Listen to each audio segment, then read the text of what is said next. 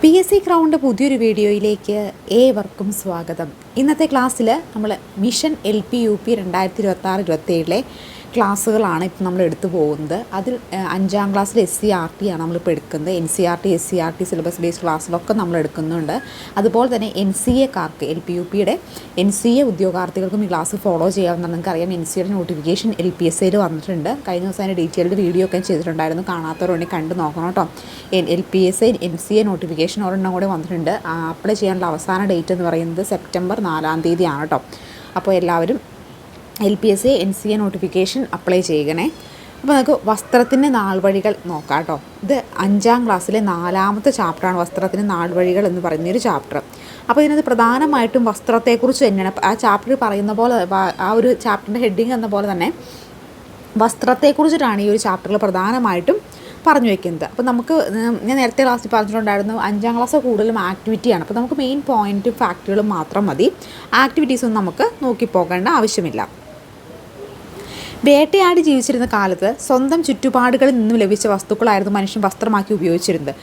പുല്ല്, ഇലകൾ, മരത്തോൽ, മൃഗങ്ങളുടെ തോൽ എന്നിവ ഉപയോഗിച്ച് വസ്ത്രങ്ങൾ ഉണ്ടാക്കി. മൃഗങ്ങളുടെ കൊമ്പ്, എല്ല് എന്നിവ സൂചികളാക്കി വസ്ത്രനിർമ്മാണത്തിന് ഉപകരണങ്ങളാക്കി. മിനുസപ്പെടുത്തിയ കല്ലുകൾ ആയുധങ്ങളാക്കി ഉപയോഗിച്ച് കാലഘട്ടത്തിൽ വസ്ത്രങ്ങൾ തുന്നുന്നതിനും കൽസൂചി സഹായിച്ചു. മൃഗങ്ങളുടെ തോല്, രോമം എന്നിവ വൃത്തിയാക്കി മയപ്പെടുത്തിയും അവർ വസ്ത്രമാക്കി ഉപയോഗിച്ചു. ഇനി നെയ്ത്ത് വിദ്യയിലേക്ക്. നാരുകൾ കൂട്ടിച്ചേർത്ത് പിരിച്ച് നീളമുള്ള നൂലുകളാക്കി ഇത്തരത്തിലുള്ള നൂല് ഉപയോഗിച്ച് തുണി ഉണ്ടാക്കുന്ന വിദ്യയാണ് നെയ്ത്ത് എന്ന് പറയുന്നത്. അപ്പോൾ നെയ്ത്ത് എന്ന് പറഞ്ഞാൽ എന്താണ്? നാരുകൾ കൂട്ടിപ്പിരിച്ച് നീളമുള്ള നൂലുകളാക്കി ഇത്തരത്തിൽ നൂല് ഉപയോഗിച്ച് തുണി ഉണ്ടാക്കുന്ന വിദ്യയാണ് നെയ്ത്ത് എന്ന പേരിൽ അറിയപ്പെടുന്നത്. സിന്ധു നദിടത്തിലെ വസ്ത്രം.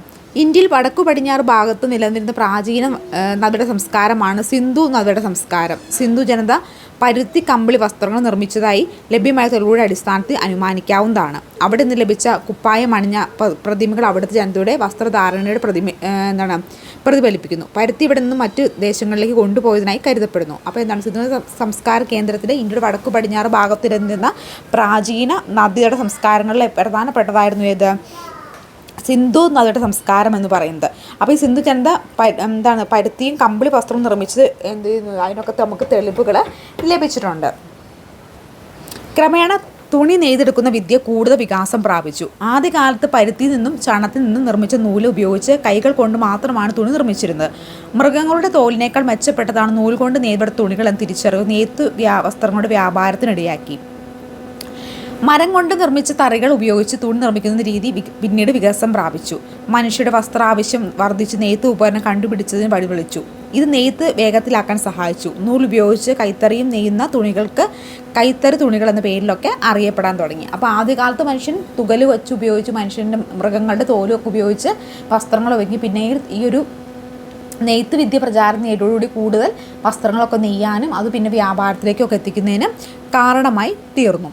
കൈത്തറിയുടെ കണ്ടുപിടുത്തം വസ്ത്രരംഗത്ത് മുന്നേറ്റമുണ്ടാക്കി. നീലം ചെടിയുടെ നിന്ന് ഉണ്ടാക്കിയ ചായം കൊണ്ട് വസ്ത്രങ്ങൾ നിറം നൽകി. കാലക്രമേണ തുണി നെയ്ത്ത് വിദ്യ കൂടുതൽ പ്രചാരത്തിലായി. അപ്പം നീലം എന്തിനു വേണ്ടി ഉപയോഗിച്ചാണ്? ഇൻഡിഗോ എന്ന് പറയുന്നത് ചെടിയിൽ നിന്നുണ്ടാക്കുന്നതാണിത്. ഇത് നമുക്ക് വസ്ത്രങ്ങൾക്ക് ചായം, അതായത് വസ്ത്രങ്ങൾ നിറം നൽകാനായിട്ട് ഇത് ഉപയോഗിച്ചിരുന്നു. പരുത്തി. ലോകവ്യാപകം വസ്ത്രങ്ങൾ ഉണ്ടാക്കാൻ ഉപയോഗിച്ചിരുന്ന വസ്തു ഒന്നാണ് പരുത്തി. പരുത്തി ചെടിയിൽ നിന്ന് ലഭിക്കുന്ന പഞ്ഞി നൂൽക്കെട്ടാണ് വസ്ത്രനിർമ്മാണത്തിന് ഉപയോഗിക്കുന്നത്. പ്രാചീന കാലം മുതൽ ഇന്ത്യയിൽ പരുത്തി കൃഷി ചെയ്തിരുന്നു. ചണച്ചെടിയിൽ നിന്നും ചണം ഉൽപ്പാദിപ്പിക്കുന്നത് ഒരു പ്രകൃതിദത്ത നാരാണ് ചണം. ലോകത്ത് ചണം കൃഷിയുടെ ഭൂരിഭാഗവും ഇന്ത്യയിൽ ഫലഭൂഷ്ടമായ ഗംഗാ നദീരത്താണ്. വിദേശികൾ തുണി വ്യവസായത്തിനായി ഇന്ത്യയിൽ ധാരാളമായി ചണം കൊണ്ടുപോയിരുന്നു. അപ്പോൾ ചണച്ചെടിയിൽ നിന്നും ചണം ഉൽപ്പാദിപ്പിക്കുന്നത് പ്രകൃതിദത്ത നാരാണ് എന്തെന്നറിയപ്പെടുന്നത്? ചണം എന്ന് അറിയപ്പെടുന്നത്.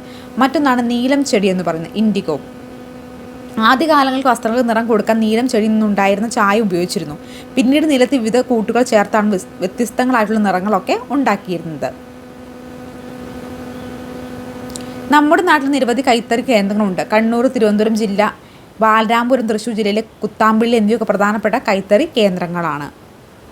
പുരോഗതി വസ്ത്രനിർമ്മാണ രംഗത്ത് പുതിയ യന്ത്രം കണ്ടുപിടിക്കുന്ന കാരണമായി. ചിത്രത്തിൽ കാണുന്ന സ്പിന്നിങ് ജെന്നി അത്തരത്തിലൊന്നാണ്. സ്പിന്നിങ് ജെന്നി ജെയിംസ് ഹാർഗ്രീവ്സ് ആണ് സ്പിന്നിങ് ജെന്നി കണ്ടുപിടിച്ചത്. അപ്പോൾ ആരാണ് സ്പിന്നിങ് ജെന്നി കണ്ടുപിടിച്ചത്? ജെയിംസ് ഹാർഗ്രീവ്സ് ആണ് സ്പിന്നിങ് ജെന്നി കണ്ടുപിടിച്ച്. കൈകൊണ്ടുള്ള നൂൽ ഉൽപ്പാദന ആദ്യകാലത്ത് ആവശ്യങ്ങൾ തീരുന്നുണ്ടായിരുന്നില്ല. സ്പിന്നിങ് ജെന്നിയുടെ കണ്ടുപിടുത്തം നൂൽ ഉൽപ്പാദനം വേഗത്തിലാക്കി. അപ്പോൾ ആദ്യകാലങ്ങളിൽ കൈത്തണ്ടുകൊണ്ടാണ് വസ്ത്രങ്ങൾ ഉണ്ടാക്കിയിരുന്നെങ്കിൽ സ്പിന്നിങ് ജെന്നിയൊക്കെ കണ്ടുപിടിച്ചതോടുകൂടി എന്താണ് വസ്ത്ര വ്യാപാരമൊക്കെ കൂടുതൽ മെച്ചപ്പെടാനായിട്ട് തുടങ്ങി. എഡ്മണ്ട് കാർട്ട്നെറ്റ് യന്ത്രത്തറി കണ്ടുപിടിച്ചത് വൈദ്യുതിയുടെയും മറ്റേതെങ്കിലും ഊർജ്ജ സ്രോതസ്സിൻ്റെയും സഹായത്തിലാണ്. യന്ത്രത്തറി പ്രവർത്തിക്കുന്നത് കൈത്തറിയേക്കാൾ വളരെ വേഗത്തിൽ കൂടുതൽ തുണി ഉൽപ്പാദിപ്പിക്കാൻ യന്ത്രത്തറിക്ക് കഴിയും. അപ്പോൾ എഡ്മണ്ട് കാർട്ട്നെറ്റ് ആണ് യന്ത്രത്തറി കണ്ടുപിടിച്ചത്. വൈദ്യുതിയുടെയോ മറ്റേതെങ്കിലും ഊർജ്ജ സ്രോതസ്സിൻ്റെ സഹായത്താലാണ് യന്ത്രത്തറി പ്രവർത്തിക്കുന്നത്.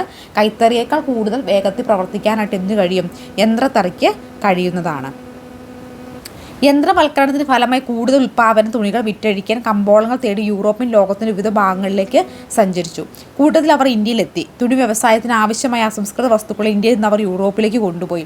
യന്ത്രങ്ങളുടെ സഹായത്തോടെ അവിടെ ഉൽപ്പാദന തുണികൾ ഇന്ത്യയിൽ എത്തിച്ച് വിറ്റഴിപ്പിച്ചു. ഇനി യൂറോപ്യർ.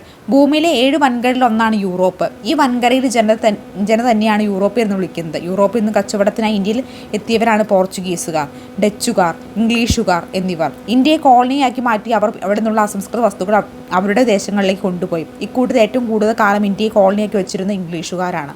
നമുക്കറിയാം യൂറോപ്യന്മാർ ഇവിടെ വന്ന് നമ്മുടെ സമ്പത്ത്, അതായത് ഇത്തരത്തിലുള്ള അസംസ്കൃത വസ്തുക്കൾ, ഇവിടുത്തെ പ്രകൃതിദത്തമായിട്ടുള്ള സമ്പത്തോ കണ്ടിട്ടാണ് ഇങ്ങോട്ട് വരുന്നത്.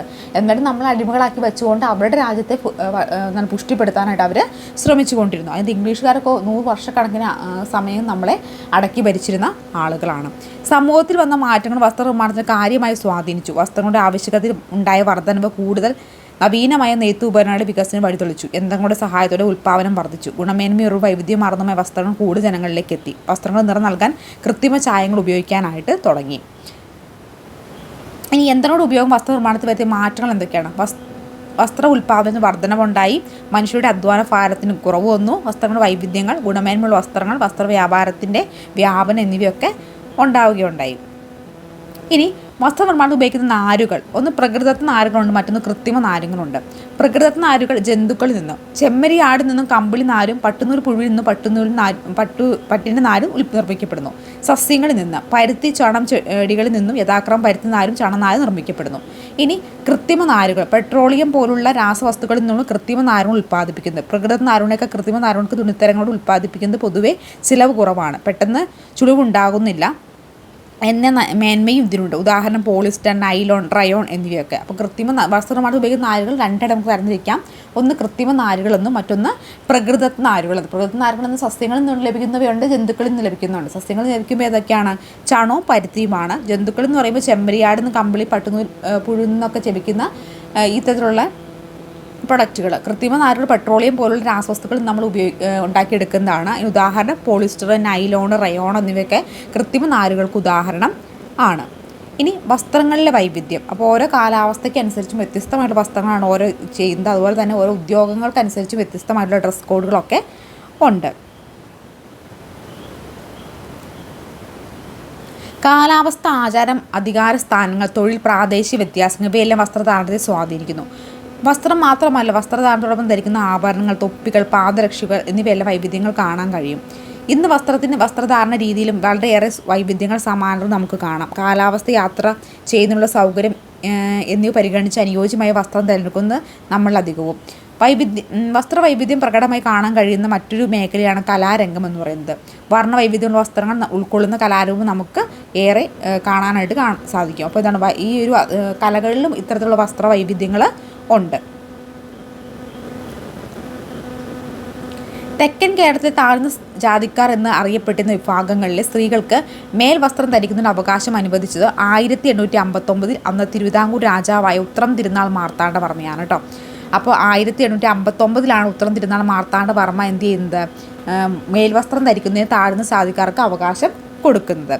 ഇനി തിരുവിതാംകൂർ. തെക്കൻ കേരളത്തിൽ ഭൂരിഭാഗം പ്രദേശങ്ങളും മധ്യ കേരളത്തിൽ ചെറിയൊരു ഭാഗവും ഇന്ന് തമിഴ്നാടിൻ്റെ ഭാഗമായ കന്യാകുമാരി ജില്ലയിൽ ഉൾപ്പെട്ട നാട്ടുരാജ്യമായിരുന്നു. തിരുവിതാംകൂർ 18ാം നൂറ്റാണ്ട് പകുതിയോടെ അനിഴം തിരുനാൾ മാർത്താണ്ഡവർമ്മ കാലത്താണ് തിരുവിതാംകൂർ നാട്ടുരാജ്യം വിസ്തൃതി പ്രാപിച്ചത്. 1956 കേരള സംസ്ഥാന രൂപീകരണത്തോടെ ഈ നാട്ടുരാജ്യം കേരള സംസ്ഥാനത്തിൻ്റെ ഭാഗമായി. അപ്പോൾ കേരളത്തിലെ ഭാഗം പ്രദേശങ്ങളും മധ്യ കേരളത്തിലെ ചെറിയൊരു ഭാഗവും ഇന്ന് തമിഴ്നാടിൻ്റെ ഭാഗമായ കന്യാകുമാരി ജില്ലയിലും ഉൾപ്പെട്ട നാട്ടുരാജ്യമാണ് തിരുവിതാംകൂർ എന്ന് പറയുന്നത്. 18ാം നൂറ്റാണ്ടിൻ്റെ പകുതിയോടെ അനിഴം തിരുനാൾ മാർത്താണ്ഡവർമ്മയുടെ കാലത്താണ് തിരുവിതാംകൂർ നാട്ടുരാജ്യം വിസ്തൃതി പ്രാപിച്ചത്. 1956 കേരള സംസ്ഥാന രൂപീകരണത്തോടെ നാട്ടുരാജ്യം കേരള സംസ്ഥാനത്തിൻ്റെ ഭാഗമായിട്ട് തീരുകയാണ് ചെയ്തത്. അടുത്തതാണ് മേൽമുണ്ട് സമരം എന്ന് പറയുന്നത്. 19ാം നൂറ്റാണ്ട് തുടക്കത്തിൽ തെക്കൻ തിരുവിതാംകൂർ സ്ത്രീകൾ മാറുമറയ്ക്കുന്നതിന് വേണ്ടി നടത്തിയ സമരമാണ് മേൽമുണ്ട് സമരം. ആ മേൽമുണ്ട് സമരം എന്ന് പറഞ്ഞാൽ എന്താണ്? 19-ാം നൂറ്റാണ്ട് തുടക്കത്തിൽ തെക്കൻ തിരുവിതാംകൂറിലെ സ്ത്രീകൾ മാറുമറയ്ക്കുന്നതിന് വേണ്ടി നടത്തിയ സമരമാണ് മേൽമുണ്ട് സമരം എന്ന് പറയുന്നത്. അക്കാലത്ത് ഉയർന്ന ജാതിയിൽപ്പെട്ടവരാണ് സ്ത്രീകൾ മാത്രമേ മേൽവസ്ത്രം ധരിച്ചിട്ടുണ്ടായിരുന്നുള്ളൂ. താഴ്ന്ന ജാതിക്കാർക്ക് കരുതപ്പെട്ടിരുന്ന വിഭാഗങ്ങൾ സ്ത്രീകൾക്ക് ജാതിക്കാരുടെ മുന്നിൽ മാറുമറയ്ക്കാനുള്ള അവകാശം ഉണ്ടായിരുന്നില്ല. ഇതിനെതിരെ 19-ാം നൂറ്റാണ്ടിൻ്റെ ആദ്യഘട്ടത്തിൽ ഈ അവകാശം നേടിയെടുക്കുന്നതിന് നടത്തിയ സമരമാണ് മേൽമുണ്ട് സമരം എന്ന് പറയുന്നത്. അപ്പോൾ 19-ാം നൂറ്റാണ്ടിലാണ് എന്ത് നടക്കുന്നത്? മേൽമുണ്ട് സമരം നടക്കുന്നത്. പലതരം ചൂഷണങ്ങൾക്കെതിരെ ഒരു സമരമായുധമായി വസ്ത്രത്തെ കഴിഞ്ഞ കാലങ്ങളിൽ ഉപയോഗിച്ചിട്ടുണ്ട്. ഇതിൽ ഏറ്റവും പ്രധാനപ്പെട്ട ഒന്നായിരുന്നു ഇന്ത്യൻ സ്വാതന്ത്ര്യ സമരത്തിൽ ഗാന്ധിജി നേതൃത്വം നടന്ന പോരാട്ടങ്ങൾ.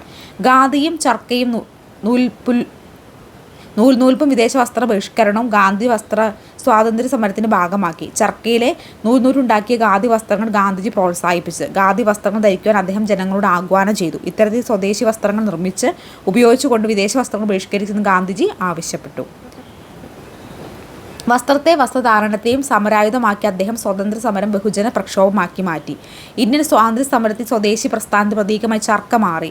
ഖാദി വസ്ത്രം ധരിക്കാനും ഖാദി തൊപ്പി അണിയാനും ദേശാഭിമാനത്തിൻ്റെ അടയാളമാക്കി കാണുകയുണ്ടായിരുന്നു ആ ഒരു കാലഘട്ടത്തിൽ. ഇനി സ്വദേശി പ്രസ്ഥാനം. ഇന്ത്യൻ സ്വാതന്ത്ര്യ സമരത്തിൻ്റെ ഭാഗമായി 1905 ഓഗസ്റ്റ് 7-നാണ് സ്വദേശി പ്രസ്ഥാനം ആരംഭിക്കുന്നത്. അപ്പോൾ സ്വദേശി പ്രസ്ഥാനം ആരംഭിച്ചത് എന്നാണ്? 1905 ഓഗസ്റ്റ് 7-നാണ് സ്വദേശി പ്രസ്ഥാനം ആരംഭിക്കുന്നത്.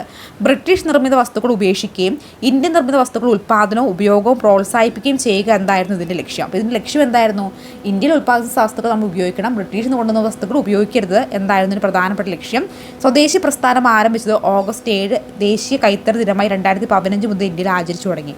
അപ്പോൾ എന്താണ് ഓഗസ്റ്റ് 7-ൻ്റെ പ്രത്യേകത? ദേശീയ കൈത്തറി ദിനമാണ്. എന്ന് മുതലാണ് ഇത് ആചരിക്കാൻ തുടങ്ങിയത്? 2015 മുതലാണ് ഇത് ആചരിക്കാൻ തുടങ്ങിയത്. അപ്പോൾ ഇന്ത്യൻ സ്വാതന്ത്ര്യ സമരത്തിൻ്റെ ഭാഗമായി 1905 ഓഗസ്റ്റ് 7-നാണ് സ്വദേശി പ്രസ്ഥാനം ആരംഭിക്കുന്നത്. അപ്പോൾ എന്നാണ് സ്വദേശി പ്രസ്ഥാനം ആരംഭിച്ചത്? 1905 ഓഗസ്റ്റ് 7-ന്. ഈ ഓഗസ്റ്റ് 7-നാണ് ദേശീയ കൈത്തറി ദിനമായി 2015 മുതൽ ആഘോഷിക്കാൻ തീരുമാനിച്ചിട്ടുള്ളത്. ഇനി ഖാദി പ്രസ്ഥാനം. 1918 ഗാന്ധി നേതൃത്വം ഇന്ത്യയിൽ ആരംഭിച്ച പ്രസ്ഥാനമാണ് ഖാദി പ്രസ്ഥാനം. ഇന്ത്യൻ സ്വാതന്ത്ര്യ സമര ചരിത്രത്തിൽ ഖാദിക്ക് സവിശേഷ സ്ഥാനമുണ്ട്. ഖാദി പ്രസ്ഥാനം ശക്തമായതോടെ ഇന്ത്യൻ ഗ്രാമങ്ങളിൽ ചർക്കയുടെ ശബ്ദമുയർന്നു. ഖാദി വസ്ത്രത്തിന് പ്രചാരം ഇന്ത്യയിലുടനീളം വ്യാപകമായിട്ട്. അപ്പോൾ 1918 ഗാന്ധി നേതൃത്വം ഇന്ത്യയിൽ ആരംഭിച്ച പ്രസ്ഥാനമാണ് ഏത്? ഖാദി പ്രസ്ഥാനം. ഖാദി പ്രസ്ഥാനം ആരംഭിച്ചതാണ് 1918-ലാണ്.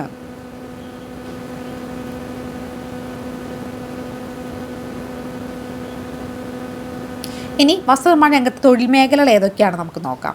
ഏതൊക്കെയാണ്? വസ്ത്രാലങ്കാരം, തുന്നൽ, എംബ്രോയ്ഡറി, ഡിസൈനിങ്, ചായം മുക്കൽ, നൂൽപ്പ്, നെയ്ത്ത് എന്നിവയൊക്കെ പറയുന്ന വസ്ത്ര രംഗത്തെ പ്രധാനപ്പെട്ട തൊഴിൽ മേഖലകളാണ്.